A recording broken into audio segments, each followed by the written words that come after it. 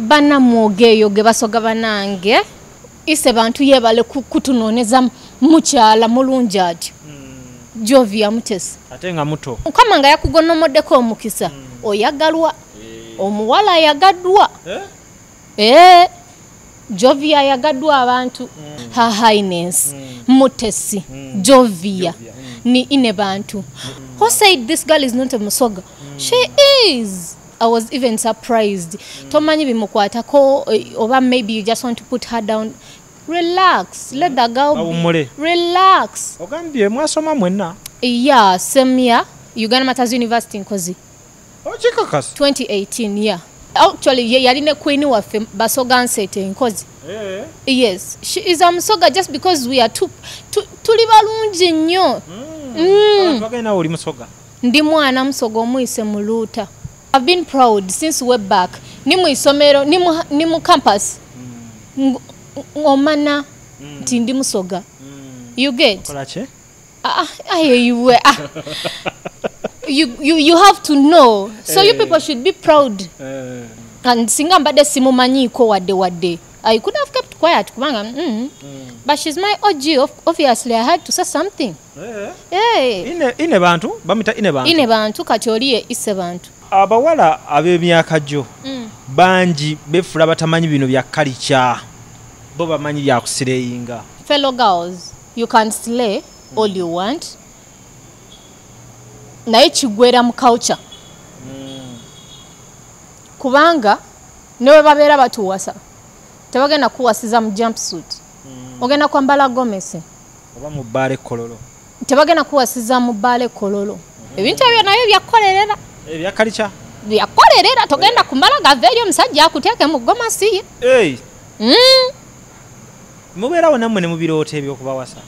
Si kulooto obviously buli muwala okuwa abazadde b'ekitiibwa naawe kennyini okwewa ekitiibwa kyekyo kyennyini bakuwasa bakututte mu bitiibwa kati wuuyo Jovi Highness tibajja mutwala mu bitiibwa munna bagenda mutwala buli muwala yeetaaga ekyo naye okikoleredde ki okikoleredde kituukako you fellow girls you can do byonna bikole naye culture beera nayo abakazi bo balungi abasajja bali batya jebali look at my father are you kidding look at my dad have you seen that male creature ate your boyfriend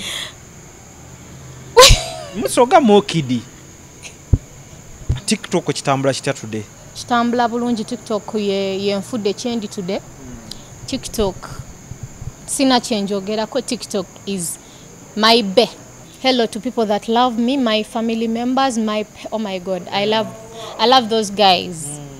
But playing the chinene nyo, I love my mother not going kola na TikTok. I love that woman. Yeah. Mwagala nnyo.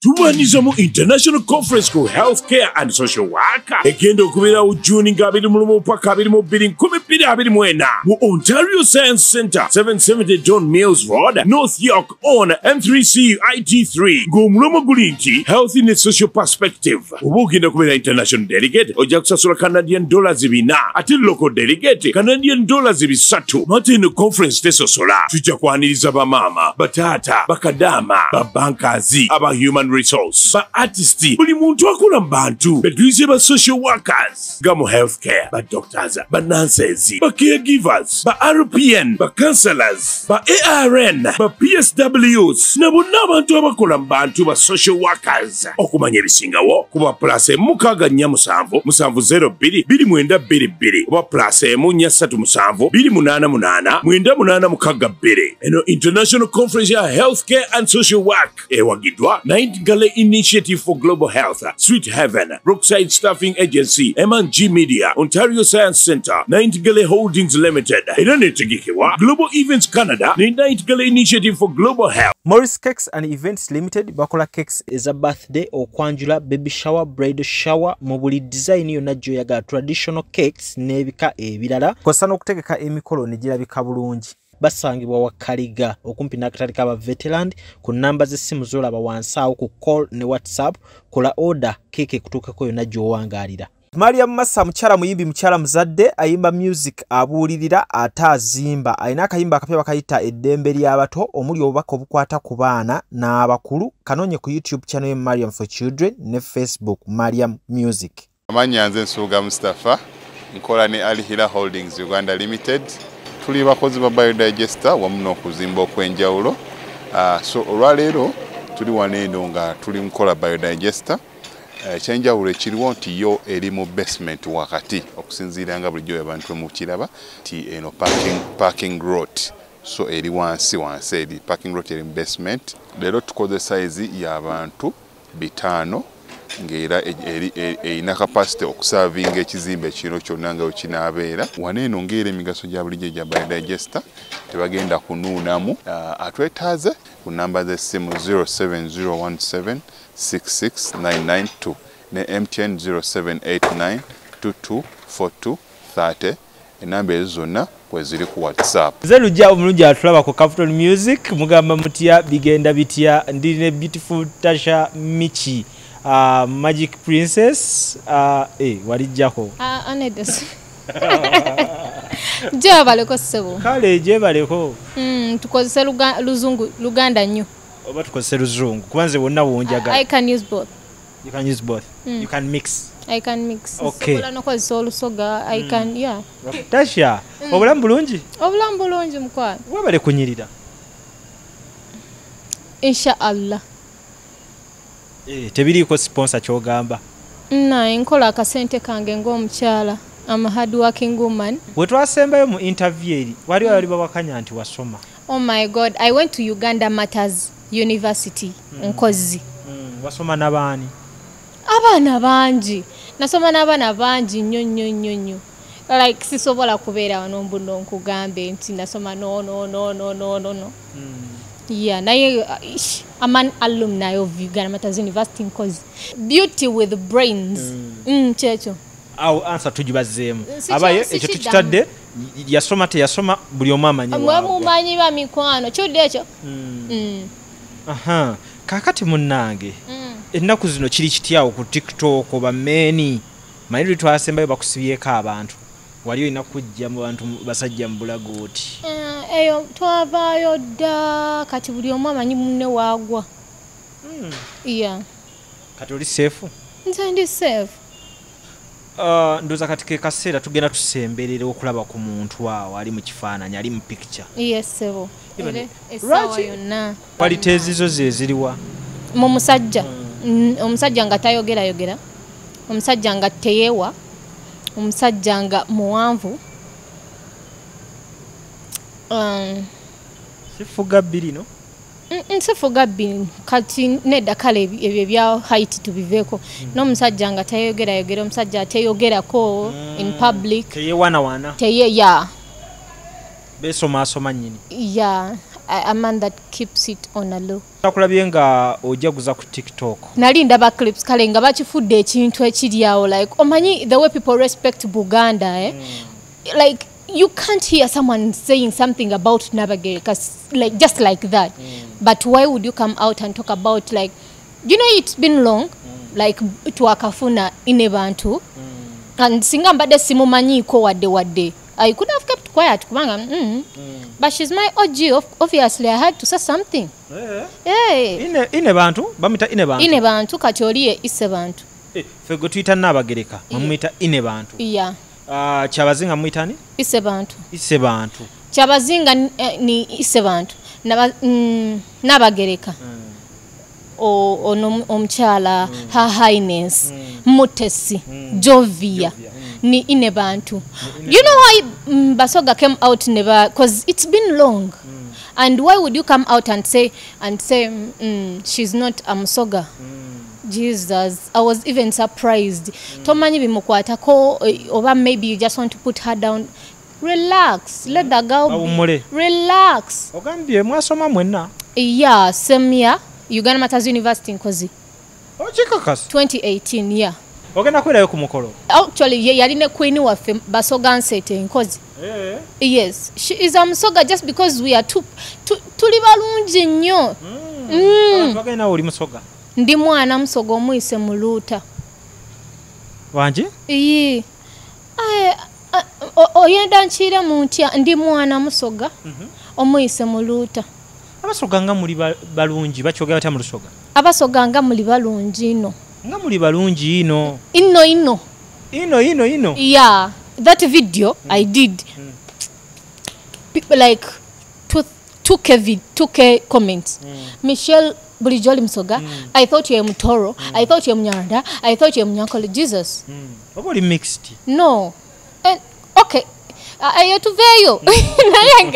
My dad is Msoga. Okay. Mr. Waiduwa Nkulamwisa muna baba.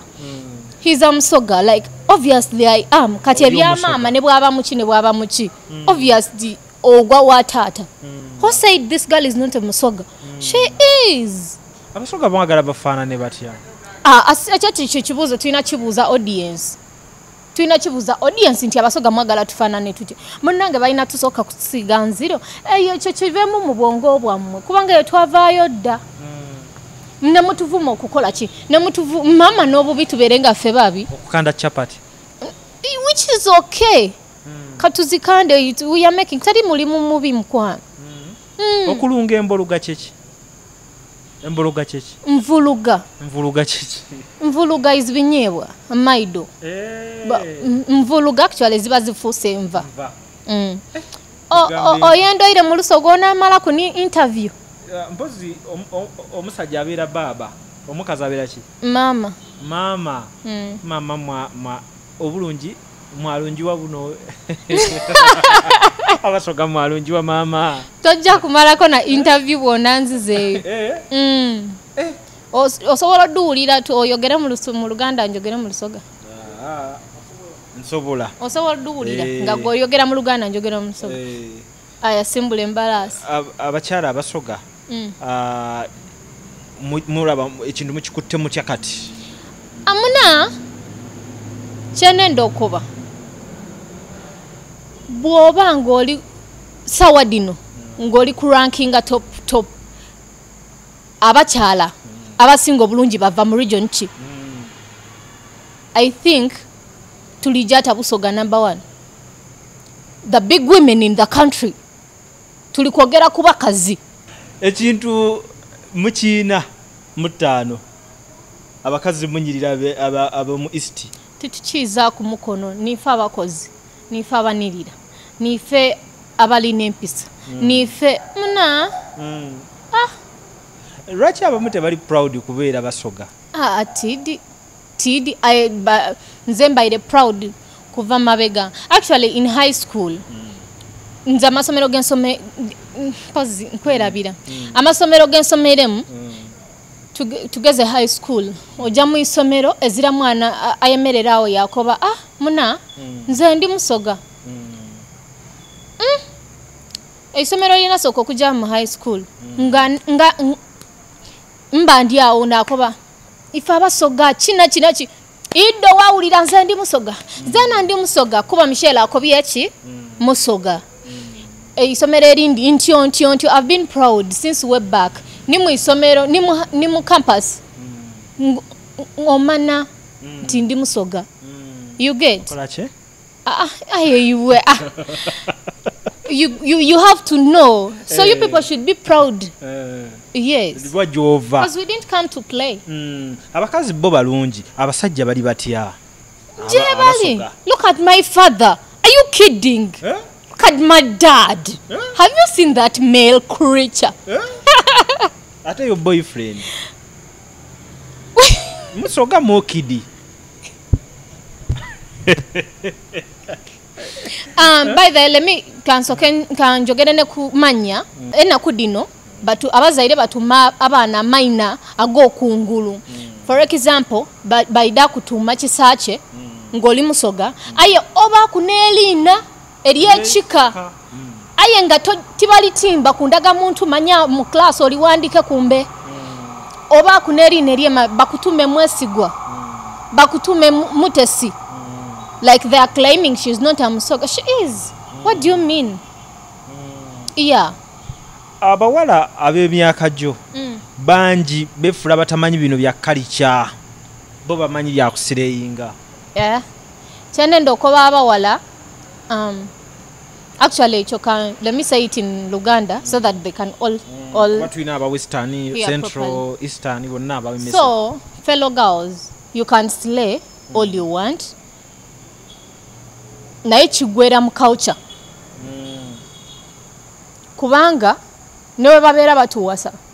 Tebagenda kuwasiza mu jumpsuit. Ogenda kwambala gomesi. Oba mu bbale kololo. Tebagenda kuwasiza mu bbale kololo. Ogenda kukola ki? Kuddayo ewammwe. Ewammwe gy'ogenda so slayinga nenga behind the scenes newe tubanga tetulabayo. You know what your culture is. Like keep it up. We all slay. Come on. We all slay. Just that me, I don't club or bambusma, you find me mobala bichi no. But I can't know. So in sobolo kugamba nti kangenda kondieko kalanchu waneno with my friend. Yeah. Nja kuslayinga wao, but I know my culture. Manyi everything like manyiti ndi mwana musoga mwise mulutanvwa wano dada wange no nzikibwa wano nkola kiti. Iyi. Oshitegeye. Ogenda n'okuziika. Wakimbe. Zibale mubi ba party zokka. Actually, I'm not a party person. Anti mulumbe bajja kugamba owaate. Lwaki oba kyekyo kyenkobye. Slayinga ayengoidi ebintu byolina okukola. Okitegeere. Mama omanyi nti abawale ennaku zino. Tebaagala na kugenda abasenga. It's not like ennaku dino tikiri kusenga. I credit my mother 100%. Like waliwo basenga biki, but my mother ne mama wange omuto, mama bafa, but actually we basingo playing that part. And my father, I credit my parents 100% because they played a big role. You get? So, tolinda senga, why would you wait for your senga for real? Why would you wait for your senga akuyigize how to be cheap? Oh, sobola okusiga enjala nezikomeri netuzisiganga naye know what to do. You get? Bossy nails yazikola by the way yankola obwala bwange naye oyina okubanga omanyi culture. Kigwera mu culture. Ne obo osize enjala. Zisige. Ne obo ina iPhone. iPhone 14 tegenda kwambala gomesi ku mukolo gwo. Igwe ng'omuntu. Ne lwaki manyi mubuno obugoye bwamwe munyuma nnyo. Ne lwaki buli muwala we mulaba mu gomesi atanyuma nnyo. Kiyeyo kye twogerako culture. Bine mushanana. Going kintu culture kyesigalize ekintu kyesigalize kirala nnyo. That's why we all want that. Like buli muwala naye nga oyagala ekyo okikoleredde ki ebintu ebyo nayo byakolerera ebyakalicha byakolerera togenda kumala gaveeri omusajja akuteeke mu gomasi ye mubeerawo nammwe ne mubirooto ebyokubawasa si kulooto obviously buli muwala okuwa abazadde b'ekitiibwa naawe kennyini okwewa ekitiibwa kyekyo kyennyini bakuwasa bakututte mu bitiibwa kati wuyo Jovi Highness tibajja mutwala mu bitiibwa munna bagenda mutwala buli muwala yeetaaga ekyo nayo kikoleredde ki okikoleredde kituukako you fellow girls you can do byonna bikole naye culture beera nayo bannamwogeeyo ge basoga banange okutuuka ku banna ine bantu tusangayire okubona ise bantu yebale kutunoneza mukyala mulungi atyo Jovia Mutesi atenga muto omwana omukuba ku erise erisooka watunula embali oti oyenda kulinga wene toyenda kulinga kumbali oti oyenda okuli aye portrait yenaabanga ku bisenge by'abantu you know this culture okugenda okola ki okuwasa otwala ekifaananyi kya Ssaabasajja nekya Nnaabagereka nti weebali baatwalanga kyayise bantu yenka kya Kyabazinga yeka kakati right now bali atwala bibiri portrait yayise bantu eri wano eyayine bantu eri wano olinga ku mwana Wakoba oti baba yalonda. Kati fena twesunga mbaga. Kama nga yakugonnomoddeko omukisa. Oyagalwa. Omuwala yagadwa. Jovia yagadwa abantu. Okay, so Tasha, TikTok kitambula kitya today? Kitambula bulungi. TikTok yenfudde kyendi today. TikTok sina kyenjogerako. TikTok is my bay. Your bay? My mainest bay. TikTok opened doors for me in that a big brand in Uganda can call you, Tasha. We want you to be among our influencers. How much are you working for? Like you giving your price. Honey. Yeah. Awo kati. Awo twatuuka. Ekizibu kya TikTok. Wabeerawo omuntu ajja na trendinga. Kati mwe ababadde babeerawo musooka ne mukakkanamuko. Oyo bwazikira nga buddawo ku peesi yammwe. You get? So byakulinda mumuleka trendinge. Kuba waliyo time gyalina okuba. Kubanga bwatu ekintu ekyo bwe kiggwako kya trendingira tewabaawo content. Okujjako ng'asigadde ekyo ekimutrendingisiza akisigazizzaako nti nereera agenda bawo ekyo ekifaanagana bwe kityo. Okitegedde? Hello to people that love me, my family members, oh my God, I love those guys. Baplayinze kinene nnyo. I love my mother not gwe nkola naye TikTok. I love that woman. Mwagala nnyo. Katonda bankumire mbadde ne Tasha. Tasha kito kyange wano. Ntera okukwata n'enkigalamiza n'enkikubamuko. Kyovula banti yewe mba naye bambozi. Just a lighter one. Si nnyonyo biri byakubuuza kiri na kiri. Just mba mulese mumulabe naye asharinge kyabawa. Nga wabawadde ku naye ndo nawe tulinze emikolo gyo ne tulinda emikolo ganyo tulaga omwana ow'obuwala. Nze bye. Omulenzi n'omuwala ani asooka okukula ku lujja? Ani asooka okukula ku lujja wandera. Kyogamba mbunoze nina oku just kibiri. Naye nga ndi kito. Anti kye kibakuze ekyo. Ani gw'ogamba? Kibiri kyofuna gw'okitwalirako nange ntandikiraawo. Amannya nze Yesunga Mustafa, nkola ne Alihira Holdings Uganda Limited. Tuli bakozi ba biodigester wamu n'okuzimba okw'enjawulo. So olwaleero tuli wano eno nga tuli nkola biodigester. Ekyenjawulo ekiriwo nti yo eri mu basement wakati okusinziira nga bulijjo abantu mu kiraba ti eno parking lot. So eri wansi eri parking lot eri mu basement. Leero tukoze size y'abantu 5 ng'era erina capacity okusavinga ekizimbe kino kyonna nga wekinaabeera. Wano eno ng'era emigaso gya bulijjo gya biodigester tebagenda kunuunamu. Atwetaaze ku namba z'essimu 07017669992 ne MTN 0789224230. Enamba ezo zonna kweziri ku WhatsApp.